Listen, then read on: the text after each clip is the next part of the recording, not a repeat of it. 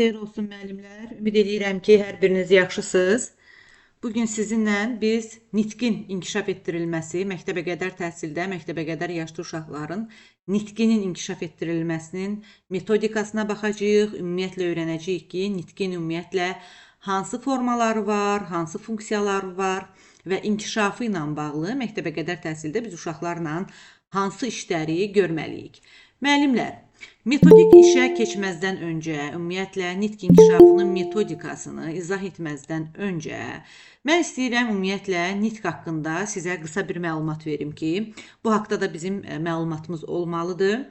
Mövzunu tam dərk etmək üçün əsas mənbə budur ki, ümumiyyətlə biz imtahanda buna fikir verməliyik ki, dilçilikdə nitq dediyimiz məsələ yalnız şifahi olmur. Yəni nitq yalnız şifahi nitqdən, yəni belə danışdığımız kimi bir nitqdən ibarət deyil. Ümumiyyətlə mütəxəssislər nitqin 3 əsas formasını belə deyim ayırd edirlər və nitqin 3 əsas forması hansılardır? Bir-bir deyirəm sizə, siz də qeyd eləyin. Birinci növbədə müəllimlər şifahi nitq gəlir. Yəni şifahi nitq hansı nitqdir? Bax, hazırda mənim istifadə etdiyim, bildiyimiz bu şifahi nitqdir də. Harda ki, burada nə var? Bir növ canlı danışıq var. Şifahi nitqin əsas xüsusiyyəti, əsas göstəricisi ondan ibarətdir ki, burada canlı danışıq var. Yazılı nitqdə isə adından da göründüyü kimi burada yazı var və əlbəttə ki, yazı varsa orada oxu prosesi də var. Yazılı nitq həm yazını, həm də oxu prosesini özündə əhatə eləyir. Bir də var müəllimlər, bizim üçüncü əsas formamız, nitqin üçüncü əsas forması. Bu bir növ daxili nitqdir. Daxili nitq səssizdir, düşüncə ilə bağlı bir nitqdir. Yəni bizim öz içimizdə olan danışığımız, düşüncələrimizdə olan, o gündəlik həyatımızda müəyyən öz daxilimizdə qarşılaşdığımız insanları, hadisələri belə mühakimə edirik, çək-çevir edirik, belə düşünürük haqqında, yəni düşüncə ilə bağlıdır. Hətta və hətta mən sizə onu da deyim ki, baxın belə bir vacib bir məqamı da deyim ki, Howard Gardnerin çoxnövlü zəka nəzəriyyəsində orada bir intellekt növü var idi. Orada 9 zəka növünə bölünürdü insanlar ki, hər bir insanda 9 zəka növü var. Yalnız məntiqi zəka ilə insanları qiymətləndirmək yanlışdır. Onlardan biri də fərd daxili intellekt idi. Yəni fərdin daxilində olan intellekt. Fərd daxili intellektə malik olan insanlar, fərd daxili intellektə malik olan uşaqlar daha çox düşünən insanlardır. Onlar, yəni həmin uşaqlar əgər fərd daxili intellektə sahibdirlərsə, çox belə danışmağı xoşlamırlar bu uşaqlar. Amma onların çox dərin düşüncələri olur. Öz belə deyim daxillərində bir çox şeyi çox yaxşı götür-qoy edirlər, bir çox şeyi çox yaxşı analiz edirlər və daxili nitq belə deyim həmin insanlarda güclü olur. Və daxili nitqlə bağlı bir də qeyd edeyim ki, əsas açar məqamlar bundan ibarətdir ki, bu səssiz baş verir. Burada artikulyasiya var, amma səs yoxdur və üçüncüsü də müəllimlər daxili nitq istər böyükdə, istərsə də uşaqda düşünmə prosesinin əslində nəyini təşkil edir? Əsasını təşkil edir. Və burada belə deyim də, daxili nitqdə səs yoxdur, amma xarici nitqdə səs var. Yəni xarici şifahi nitqdə səs var. İndi gəlin belə bir də yazılı və şifahi, həmçinin bu iki nitq növünün, daxili nitq haqqında kifayət qədər məlumat verdim. Burada indi baxaq, bəs şifahi nitqlə yazılı nitq arasındakı əsas fərqlər nələrdir? Yadda saxlayın müəllimlər. Şifahi nitqdə canlılıq var. Amma yazılı nitqdə canlılıq yoxdur. Şifahi nitqdə jest və mimika var. Jest və mimika var. Yazılı nitqdə isə jest və mimika yoxdur. Şifahi nitqi redaktə etmək, yəni ona sonradan düzəliş etmək mümkün deyil.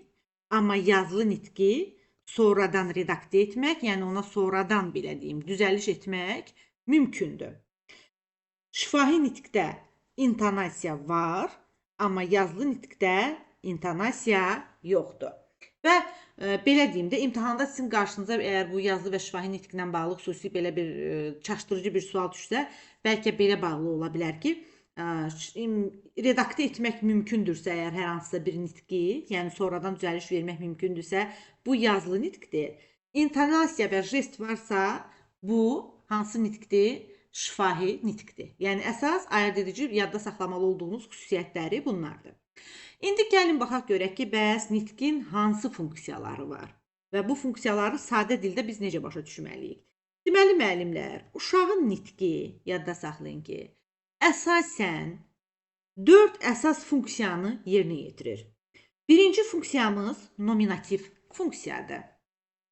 İkinci funksiyamız kommunikativ funksiyadır. Üçüncü funksiyamız idrak funksiyasıdır. Dördüncü funksiyamız isə tənzimləyici, belə deyim, funksiyadır. İndi gəlin bu 4 funksiya haqqında mən sizə ətraflı məlumat vereyim, sadə formada. Baxın, nominativ funksiyada biz əşyaları adlandırırıq.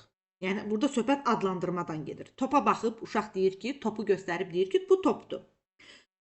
Anasını baxır, valideyninə deyir ki, bu anadır. Və yaxud atasına baxır, deyir ki, bu atadır. Müəlliminə baxır, deyir ki, bu müəllimdir. Yəni, uşaq burada əşyaları adlandırır. Bəs kommunikativ funksiya nədir? Kommunikativ funksiya müəllimlər əslində bir qədər daha üstündür. Yəni, bu artıq bir ünsiyyət vasitəsidir. Və artıq uşaq kiminlənsə ünsiyyət qurmaqla, yəni danışmaq istədiyinə görə, ünsiyyət qurmaq istədiyinə görə müəyyən bir sözlərdən istifadə edir. Yəni, göstərmək məqsədi ilə, adlandırmaq məqsədi ilə demir. Kommunikasiya qurmaq, baxın, kommunikasiya qurmaq, ünsiyyət qurmaq deməkdir də elə. Kommunikasiya qurmaq məqsədi ilə, yəni bu funksiyanı yerinə yetirməsi üçün sözlərdən istifadə edir və insanlarla, özündən böyüklərlə, həmyaşıdları ilə bir növ ünsiyyətə girir, kommunikasiyaya girir. Bəs idrak funksiyası nədir, müəllimlər? Burada artıq uşaq dünya haqqında müəyyən biliklər verir. Artıq idraki səviyyədə, kognitiv səviyyədə öz nitqindən istifadə edir. Məsələn, dünya hadisələri haqqında, yağış haqqında, payız fəsli haqqında, yaz fəsli haqqında bu uşaq başlayır artıq məlumat verməyə. Və bu məlumat vermək məsələsi də, müəllimlər, əslində, belə deyim də, uşağın elə bu daxili nitqə yiyələndiyi vaxtdan da elə bir kəsişir bunlar ikisi bir yerdə. Dərk etmə funksiyasını o vaxt yerinə yetirir ki, uşaqda elə daxili nitq formalaşmış olur və bu da hansı yaş dövründən başlayır? Əlbəttə ki, 3 yaş dövründən. 3 yaşdan sonra, daha doğrusu. Yəni, orta qrupdan başlayaraq. Yaxşımı? Belə yadda saxlayırsınız ki, uşaq daxili nitqə yiyələnir 3 yaşdan sonra, yəni onda artıq dərk etmə prosesi o qədər güclənir ki, 3 yaşdan sonra. Yəni, erkən inkişaf dövrünə, 1-3 yaş dövrünə biz bunu, belə deyim, aid eləmirik, əlaqələndirmirik. Biz bunu əlaqələndiririk orta qrupla və bu zamanda nitqin idraki funksiyasından da uşaq orta qrupdan başlayaraq istifadə etməyə başlayır və 3 yaşdan sonra güclənir bu. Bir də var tənzimləyici funksiya, müəllimlər. Tənzimləyici funksiya deyəndə biz onu başa düşürük ki, burada davranışın idarə olunması var. Davranışın tənzimlənməsi var. Yəni, bu da uşaqla hardan başlayacaq? Nə olar, nə olmaz. Nə mümkündür, nə yox. Yəni, tənzimləyici funksiya başlayır davranışın idarə olunması ilə və olar, olmaz kimi sözlərlə ən sadə, bəsit formada başlayıb, daha sonra artıq daha yüksək, mürəkkəb səviyyələrə gəlir. Özünü tərbiyəyə gəlir, nəzakətli davranışa gəlir, diqqətə gəlir, öz sözünün yerini bilməyə gəlir. Baxın, hər şeyin kökü olar, olmazla qoyulur. Amma ən sonda nitqin tənzimləyici funksiyasına görə uşaq artıq böyüdükcə, böyük şəxsiyyətə çevrildikcə artıq öz sözünün yerini bilir. Belə deyim də, ən sadə formada desəm, danışığının, belə deyək ki, yerini bilir. İnsan da var ki, müəyyən bir yaş həddinə gəlsə də, yəni bu nitqin tənzimləyici funksiyasından o qədər də yaxşı istifadə edə bilmir. Öz danışığının yerini bilmir, sözünün yerini bilmir. Deməli, bu insanda nə çatmır? Nitqin tənzimləyici funksiyasının reallaşması çatmır. Yəni, nitqini tənzimlənməsi zəifdir. Bu funksiya zəifdir bu insanda. Və indi müəllimlər, burada biz sizlə baxacağıq ki, bəs nitq inkişafının əsas vəzifələri nələrdir? Bu mövzu düzdür, çox kifayət qədər geniş bir mövzudur, amma mən sizə sırf imtahan yönümlü bunu izah edirəm. Elə nə deyirəmsə, əsas məqamlara baxsaq kifayət eləyir. İndi dərsdən sonra PDF-ləri də göndərəcəm, yenə də dediyim kimi. İndi diqqətlə dinləyirsiniz müəllimlər bunu. Bu ətraf aləmlə tanışlıq və nitqin inkişafı məşğələsinin daxilində gedir də bilirsiniz. Sonra məktəbə hazırlıqda da savad təlimi və nitqin inkişafı kimi davam eləyir. Bunlar ikisi birlikdədir. Nitq inkişafını bugün biz sizinlə yekunlaşdıracağıq, baxacağıq bu hissəsinə. Amma ətraf aləmlə tanışdıq. Həddən artıq çox geniş bir mövzu olduğuna görə ona da ayrıca bir neçə hissə şəklində bu həftə və sabah və bundan sonraki həftənin günlərində baxacağıq. Bugün sırf diqqətimizi bu nitq inkişafının metodikasına yönləndiririk və deyirik ki, nəyi? Nitq inkişafının əsas vəzifələri bəs hansılarıdır? Deməli, müəllimlər, yadda saxlayın ki, nitq inkişafının əsas vəzifələri birinci, lüğətin zənginləşdirilməsidir. İkincisi, səs mədəniyyətidir. Üçüncüsü, qrammatik quruluşdur. Dördüncüsü, dialoji nitqdir. Danışanın dialoji nitqinin formalaşmasıdır. Və ən sonda da danışanın monoloji nitqinin formalaşmasıdır. Yəni, nəql etməsinin formalaşması. İndi gəlin birinci hansı olduğu nitqin əsas vəzifəsi. Ən birinci vəzifəmiz, nitqin inkişaf etdirmək üzrə əsas vəzifəmiz uşaqlarda lüğət ehtiyatının zənginləşdirilməsidir. Yəni, dilin başlıca vahidi nə sayılır? Söz sayılır da, düzdür? Yəni, sözdən başlayır. Biz bilirik ki, 2 yaşda uşaqların nitqində, yəni lüğət ehtiyatında 300 söz olmalıdır. Artıq 300-ə qədər, yəni bu kifayət qədər böyük bir rəqəmdir 2 yaşlı uşaq üçün. 300-ə yaxın sözdən istifadə etməyi uşaq bacarmalıdır. 6 yaşda isə artıq uşağın söz ehtiyatı, yəni lüğət ehtiyatı 1000 sözü keçir. Deməli, indi baxın sizə belə bir sual verim. Lüğət inkişafı olmadan uşağın nəyi mümkün deyil sizcə? Deyək ki, lüğət inkişafı, yəni bu inkişafı zəif qalır. Lüğəti zənginləşmir. Lüğət ehtiyatı zənginləşmir. Bəs lüğət inkişafı olmadan uşaqda nə mümkün deyil? Müəllimlər, lüğət inkişafı olmadan o mümkün deyil ki. Bunun 2 cavabı var. Nitq və təfəkkür. Nitq və təfəkkür idrakin inkişafında bilirsiniz ki, paralel inkişaf edən sahələrdir. Biri digərini dəstəkləyir. Nitq olmadan, belə deyim, təfəkkür zəif gedir. Təfəkkür zəif gedirsə, nitq də avtomatik zəif gedir. Yəni, nitq yaxşıdsa təfəkkür də yaxşı olur, təfəkkür yaxşıdsa nitq də yaxşı olur. Yəni, bunlar bir-birindən belə paralel şəkildə, bir-birini dəstəkləyərək inkişaf edirlər. Bax, bunu yadda saxlayın. Sonra, ikinci imtahan yönümlü bir məsələmiz. Bu artıq səs mədəniyyətinin, yəni nitqin səs mədəniyyətinin tərbiyə edilməsidir uşaqlarda. Səs mədəniyyəti deyəndə nə nəzərdə tutulur? Orfoepiya qaydaları deyirdi ya. Var orfoqrafik qaydalar, yəni yazı qaydaları, sözü yazanda düzgün yazmaq, səhvsiz yazmaq, cümləni səhvsiz yazmaq. Bir də var orfoepiya qaydaları. Tələffüz edərkən düzgün tələffüz etmək. Və Azərbaycan dilinin də müəllimləri belə bir qaydası var ki, bizim dilimiz yazıldığı kimi oxunmur. Bizdə sözlər fərqli oxunur. Məsələn, onlar sözü var ha, onlar. Orada l kimi tələffüz olunmur. Tələffüzdə oxunur onlar. Və yaxud quşlar, yazırıq quşlar. Amma tələffüzdə deyirik quşlar, l-d-yə keçir. Baxın, bu kimi en qədər başqa nümunələr var. İndi biz Azərbaycan dil dərsi keçmirik burada. Sadəcə məğzi başa düşəsiz deyə deyirəm. Və uşaqlarda da müəllimlər, ən kiçik yaşlardan, əgər biz nitq inkişafının metodikasından bəhs ediriksə, onlara birinci növbədə nəyi öyrətməliyik? Əlbəttə ki, düzgün tələffüzü öyrətməliyik.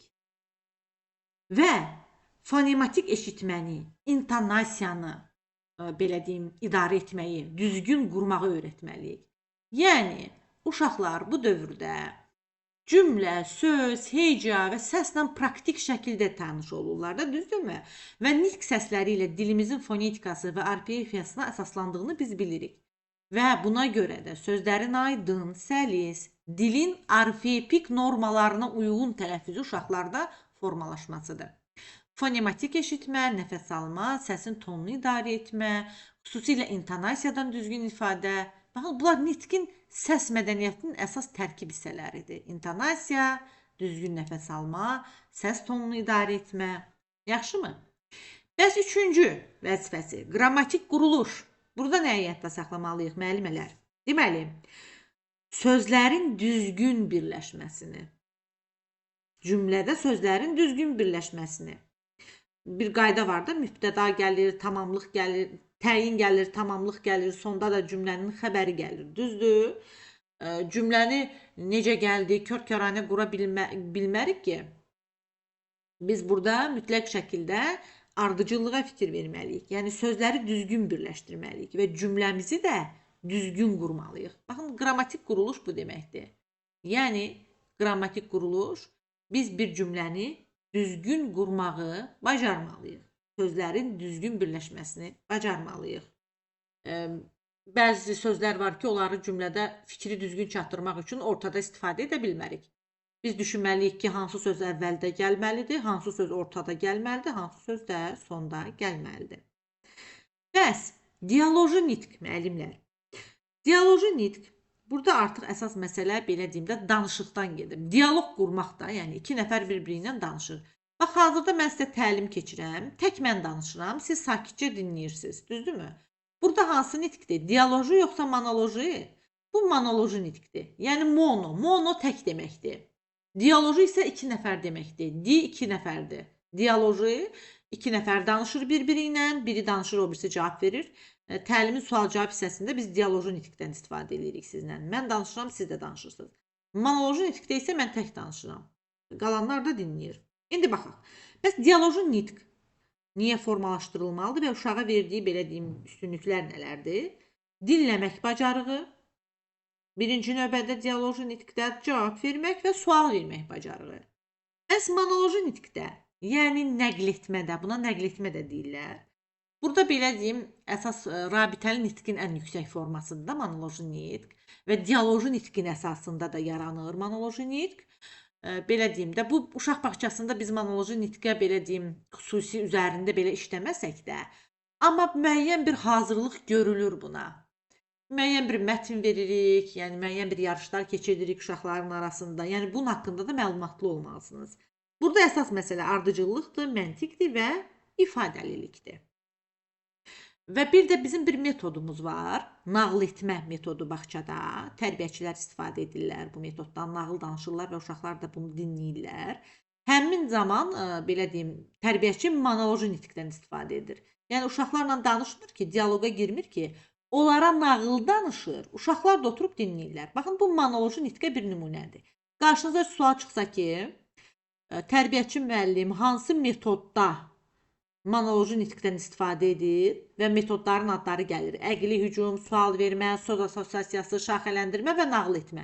Avtomatik gedib nağıl etməni seçirsiniz. Çünki müəllim orada tək danışır, uşaqlar da dinləyirlər. Baxın, bu formada monoloji nitqlə bağlı qabağınıza suallar çıxa bilər. Mən də istəyirəm ki, ona hazırlıqlı olasınız. Deməli, nitqin ən yüksək forması nə oldu? Monoloji nitq oldu. Bağçada buna xüsusi, belə deyim, hazırlıq getməsə də, amma uşaqlar üçün müəllimlər elə metodlar var ki, orada monoloji nitqdən istifadə edirlər və bir də, bunu da əlavə edeyim ki, sizə, əsas məsələ, baxın, biz deyirik, hər şeyin təməli məktəbə qədər təhsildə qoyulur. Düzdür. Bax, elə bu monoloji nitqlə buna fikir versək, müəllimlər, burada üzə bu çıxır ki, müəllimin nitqi o qədər gözəl olmalıdır, o qədər ifadəli olmalıdır, sözlərini o qədər dəqiq seçməlidir, onun monoloji nitqi. Çünki uşaqlarda bu dövrdə nə var? İmitasiya var da, təqlid etmə var. Müəllimi necə danışacaqsa, uşaq da elə danışacaq. Baxın, monoloji nitqin əhəmiyyəti çoxdur. Bunun üzərində böyük iş aparılmasa da məktəbə qədər təhsildə. İkinci tərəfi də budur ki, sizə deyim. Uşaq özünü o dövrdə axı təqlid etməyə meyillidir uşaq. Yamsılamağa, müəllimi kimi danışmağa meyillidir. O səbəbdən müəllim sözləri düzgün arfoepik qaydalara uyğun tələffüz etməlidir ki, uşaq da ona baxıb, ona oxşatsın özünü. Onun da nitqi gözəl olsun. Bax belə. Sonra, müəllimlər, burada baxırıq, bədii ədəbiyyatla tanışdıq. Burada artıq nağıl, şeir, obrazlı düşüncədən söhbət gedir və savad təlimini hazırlanmaq uşaqların.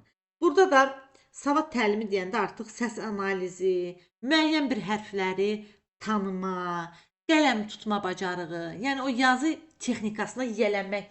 Əslində məktəb hazırlıqda bunun üzərində daha ciddi iş görülür.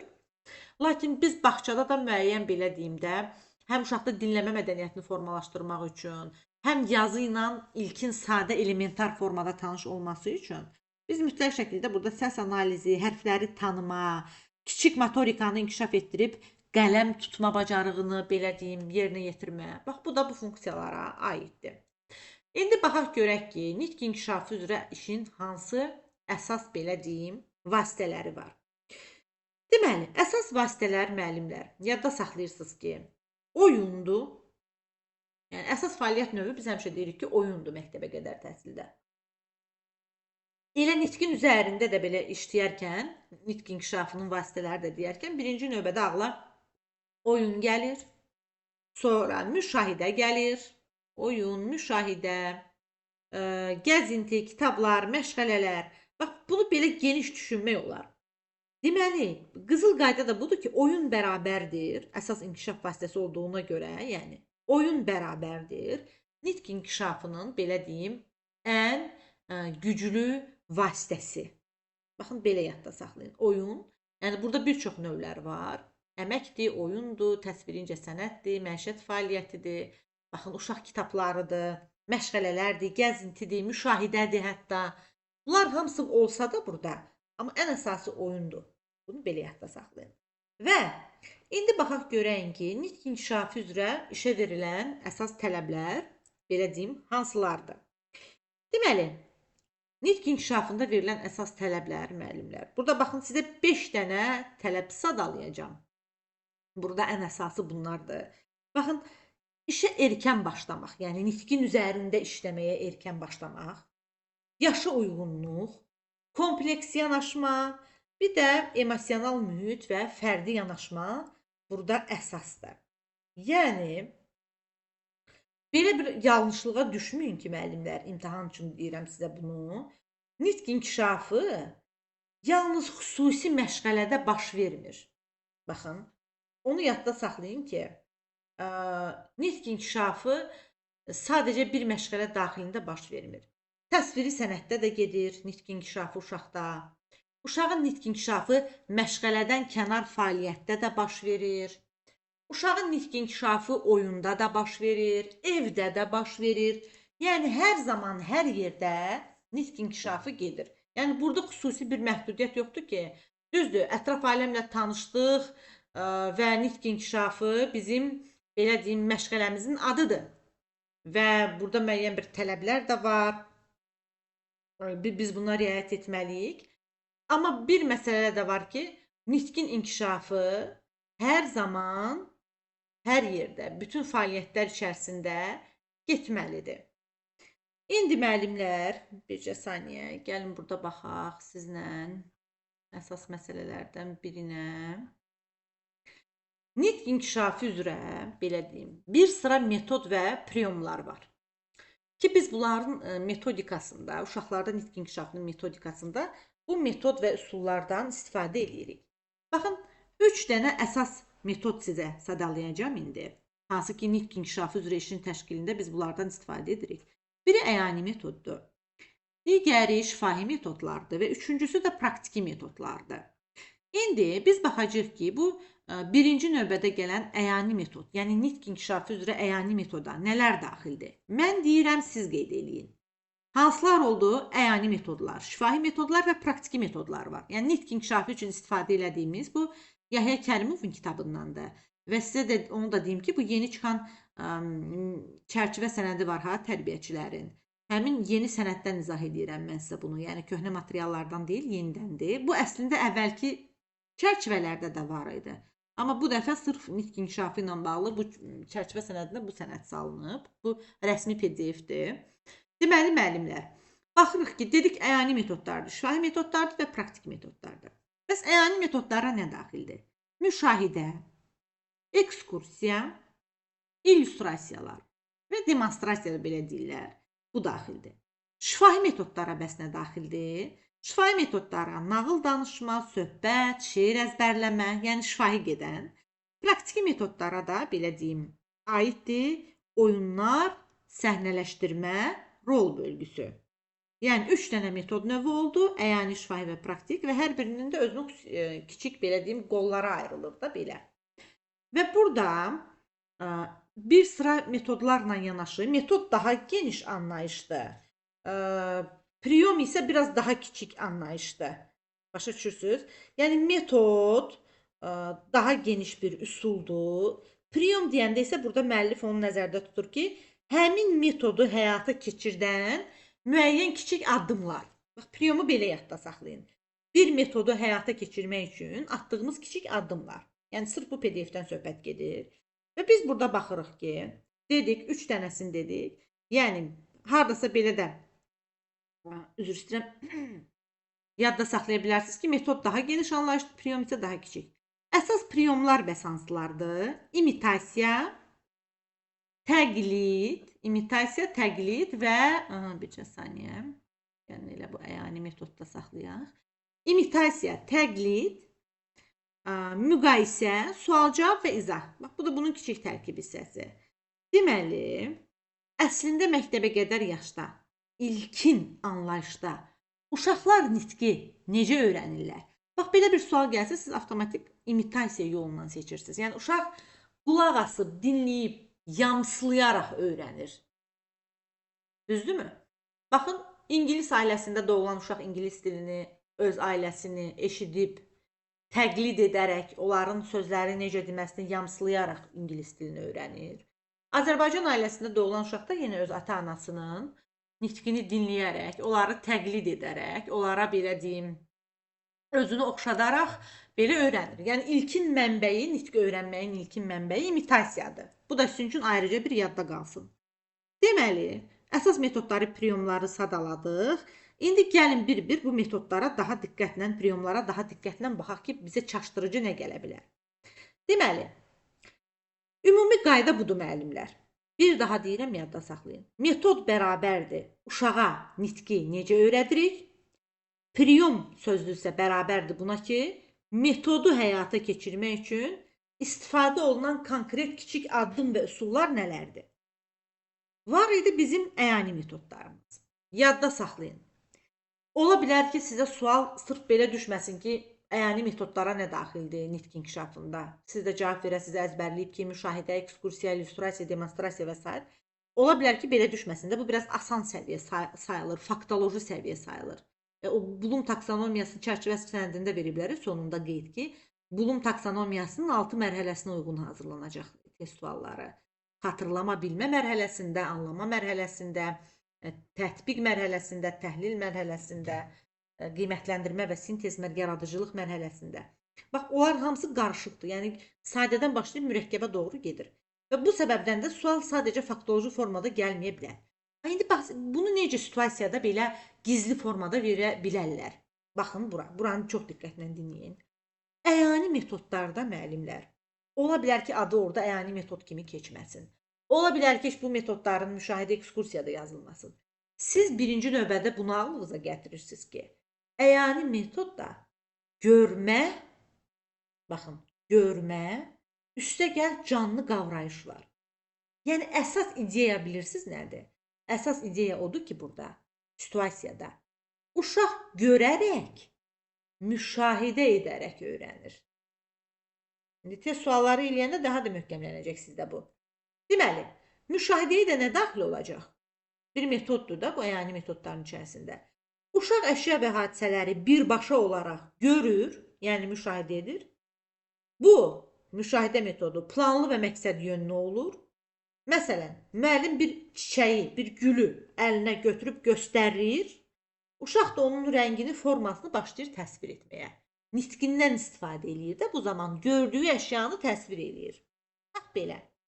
Yəni, burada bilavasitə qavrayış var, müşahidə edərək. Bu da harada baş verəcək? Ekskursiyada, gəzintidə, real mühitdə öyrənmə, ətraf aləmlə tanışlıqda. Baxın. Deməli, parka gedirlər, deyək ki, bir situasiyada, bir nümunədə deyim sizə. Parka gedirlər, ağac görürlər, yarpaq görürlər, külək haqqında nələrsə müəllim danışır, külək əsir, onu hiss eləyirlər və bu sözləri öyrənirlər uşaqlar parka gedib. Ağacı, yarpağı, küləyi və s. Bəs illüstrasiya və demonstrasiya nədir? İllüstrasiya bilirsiniz ki, şəkillərdir. Demonstrasiya sözünün də mənası nə isə belə deyim, nümayiş elətdirməkdir də. Burada nəyi nümayiş etdirəcəksiniz? Nəyi illüstrasiyaya baxacaq uşaq? Şəklə, siz videonu demonstrasiya eləyə bilərsiniz. Bir modeli demonstrasiya eləyə bilərsiniz. Baxın, bu PDF-i sizlə bölüşmüşəm ha burada. Mən bunu demonstrasiya eləyirəm sizin üçün. Yəni, prezentasiya eləyirəm də, təqdim eləyirəm belə və nümayiş elətdirirəm sizə. Müəyyən bir mətni, müəyyən bir şəkli. Məsələn, heyvan şəklini göstərir bağçada uşağa müəllim. Uşaq da onu başlayır təsvir etməyə. Nə edir? Canlı şəkildə qavrayır, görür, qavrayır və başlayır haqqında danışmağa, nitqi də bir yandan inkişaf eləyir. Yəni, əyani metod ümumiyyətlə bərabərdir nəyə? Bərabərdir. Gördü, üstə gəl, anladı, üstə gəl də anladığını danışdı. Yaxşı? Bu qədər sadə. İndi baxaq şifahi metoda. Bax, düşəndə sual bu formada düşəcək. Açıq-açıq düşməyə bilər. Siz mahiyyətini başa düşün, yetər. Sonra, şifahi metodlar müəllimlər. Adından da göründüyü kimi şifahidir. Yəni, danışıq əsaslıdır. Baxın, şifahi sözü orada işlənməyə bilər. Amma orada bir danışıq gedəcək. Aha, əsas ideya nə oldu? Uşaq eşidərək və danışaraq artıq öyrənir burada. Yəni, nağıl danışma, müəllimin ifadəli danışığı, uşaq müəllimi dinləyir, uşaq müəllimi anlayır. Nağıl etmə metodu təsvir olunubsa nitq inkişafında müəllim nağıl etmə metodundan istifadə edirsə, burada hansı metoddan istifadə etmiş olur sualı gəlir. Və yaxud bir danışır ki, müəllim götürdü uşaqlara Məlik Məmmədin nağılını danışmağı. Heç nağıl etmə sözündə istifadə eləmir, demir nağıl etmə metodundan istifadə edir.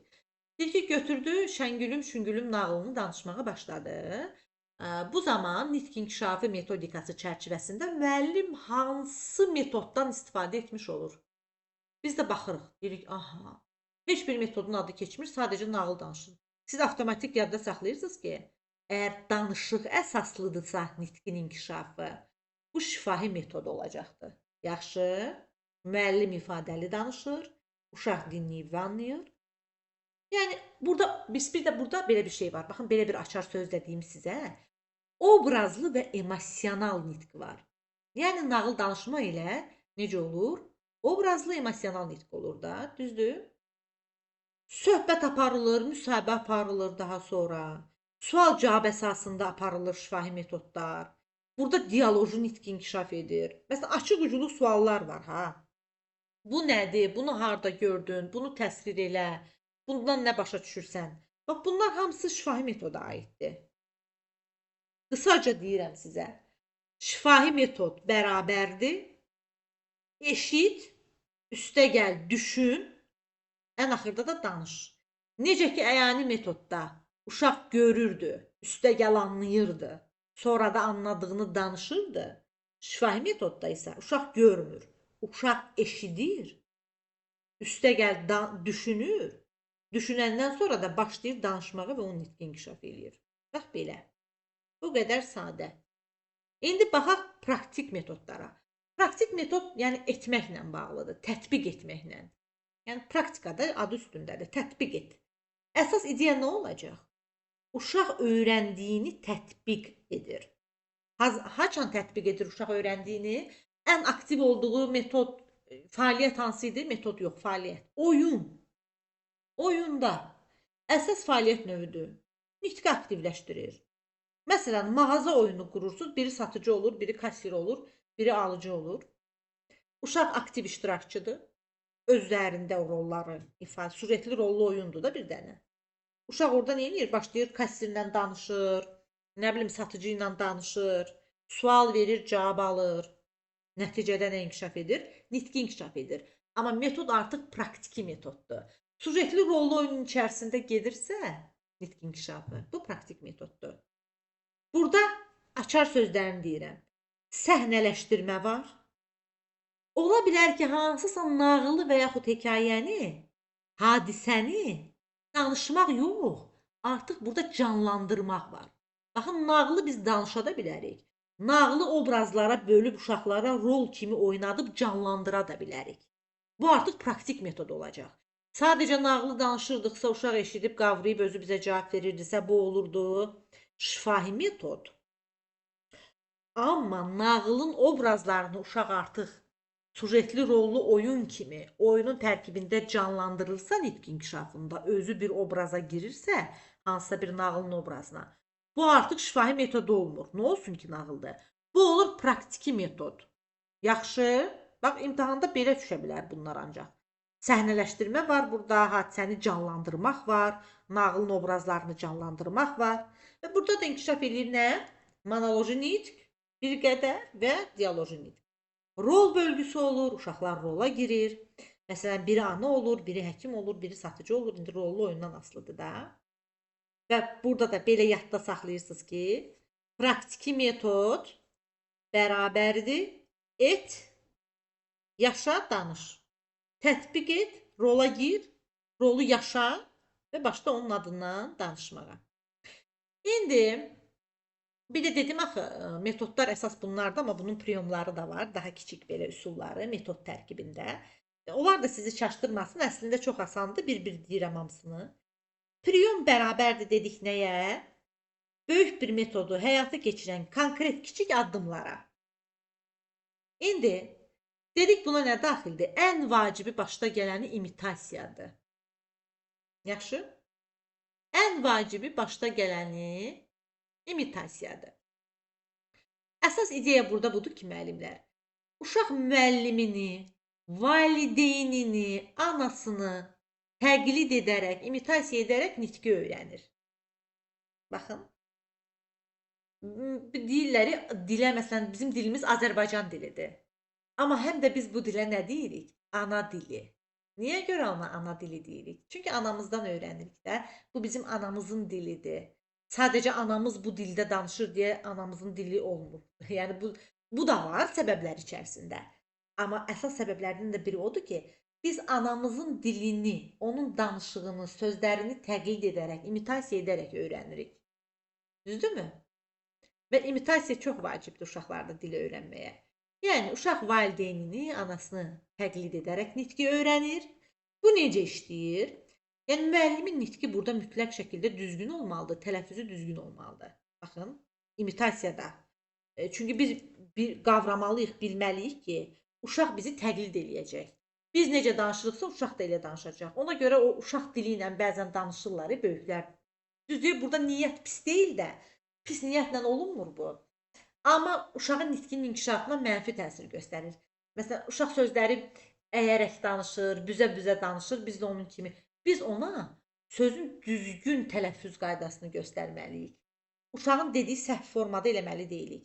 O səhv tələffüz eləyə bilirsə də, biz düzgün olanı tələffüz eləməliyik. Baxın, belə situasiya çıxsa qarşınıza, yəni uşağa şirin gəlir bizə və bu ayrı bir məsələdir. Bunu bura qatmırıq. Əgər istəyiriksə ki, nitqi gözəl olsun, biz sözü düzgün tələffüz edib ona göstərməliyik ki, bu söz belə yox, belə tələffüz olunur. Bax, bu zaman imitasiya yaxşı bir priyom kimi üzə çıxır. Yəni, deyirik pişik sözünü, məsələn, uşaq burada təkrar edir də və belə deyim, bir imtahan sualı kimi də çıxsa qarşınıza ki, uşaq nitqi əsasən necə öyrənir kiçik yaşlardan, imitasiya yolu ilədir. Müəllim düzgün tələffüz edir. Bax, imitasiyada düzgün tələffüz vacibdir müəllimin. Uşaq da buna baxıb təkrar edir. Sonra müqayisə. Baxın, priyomlardan biri də müqayisədir. Mən sizə belə deyim də, müqayisə ilə bağlı belə deyim ki, əsas ideya budur ki, uşaq oxşar və fərqli cəhətləri bir-birindən ayırır. Yəni, sözdə. Bu necə olur? Məsələn, iki dənə söz düşünün. Bir top sözü, bir də tor sözü. Birinin axırı p-dan qurtarır. Amma əvvəldəki nədir bu? Hərflər. Əvvəldəki hərflər ikisində də eynidir. T-O, P, top, T-O, R, tor. Ən sonuncu, belə deyim, səsi fərqləndi də hərfi. Biri P ilə bitdi, biri R ilə bitdi. Məsələn, uşaq orada səs fərqini tutur. Müqayisə edir ki, top başqa şeydir, tor başqa şeydir. Böyük məsələn başqa şeydir, kiçik başqa şeydir. Yəni burada nə inkişaf edir bu priyomla, müqayisə priyomu ilə? Lüğət, baxın sözlər öyrənir yenə. Üstəgəl düşünmə inkişaf edir. Niyə görə? Çünki içində müqayisə var. Müqayisə də nəyin açar sözüydü? İdraki inkişafın açar sözüydü. İdraki inkişaf da özündə nəyi göstərirdi? Nitqin inkişafını, əqli inkişafı, ətraf aləmlə tanışlığı, yəni bu sahə çox genişdir. Amma sadədir də, yəni belə dediyim kimi. İndi sonra baxaq, sual-cavab priyomu. Burada əsas ideya uşağı artıq müəyyən qədər belə deyim, danışmağa məcbur etməkdir. Danışmağa biz məcbur edirik sual verəndə. Yəni bu nədir, bu nə edir? Açıq uclu suallar veririk. Və bu, baxın bu sual-cavab priyomu, bu üsul dialoji nitqin əsasını təşkil eləyir. Bunu belə yadda saxlayın. Sonra izah. Bir də bizdə izah var. Onu da deyim ki, burada əsas ideya izahda sözün və yaxud hadisənin mənasını uşağa açıqlamaqdır. Məsələn, deyirik ki, payız nədir? Müəllim izah eləyir. Uşaq da belə deyim, dinləyir müəllimin izahında. Onda anlaması, uşağın qavraması dərinləşir ki, payız fəsildir, bu zamanlı yarpaqlar saralır, küləklər əsir, yağışlar yağır. Nitq əsasında məlumat alır da, müəllimin nitqi, izahı əsasında məlumat alır da uşaq. Deməli də qavraması da inkişaf edir. Deməli, biz metod və priyomu eyni kimi götürməyək müəllimlər. Metod burada ümumi yol kimi gedir, priyom isə konkret kiçik addım kimi gedir. Və bir də sizə bir cümləni də belə xüsusi yadda saxlayın. Deyim sizin üçün qızıl bir qayda ki, nitq yalnız belə deyim, şifahi metodla inkişaf etmir. Bu yanlışdır. Nitq yalnız danışaraq inkişaf. Düzdür, kökü imitasiya yolu ilə qoyulsa da, uşaq eşidərək qoyulsa da, biz baxırıq ki, nitq yalnız şifahi metodlarla inkişaf etmir. Bütün metodlar, praktiki metod da burada önəmlidir, şifahi metod kimi. Praktiki metod da bir yerdə işləyir. Və digər bizim belə deyim də priyomlarımız da bir yerdə işləyir. Həm əyani metodlar, həm şifahi metodlar, həm də praktiki metodlar birlikdə işləyir və nitqin inkişafı da yalnız məşğələ daxilində getmir. Biz yalnız ətraf aləmlə tanışlıq və nitq inkişafı məsələsinə güvənə bilmərik nitq inkişaf etdirmək üçün. Biz bütün prosesə fokuslanacağıq. Məşğələdən kənar fəaliyyəti də, gəzintisini də, evi də, tədbirlərin və bayramların təşkilini də hamısında uşağın nitqi praktiki şəkildə inkişaf etdirir. Yəni, yalnız şifahi formada götürmək yanlış olar.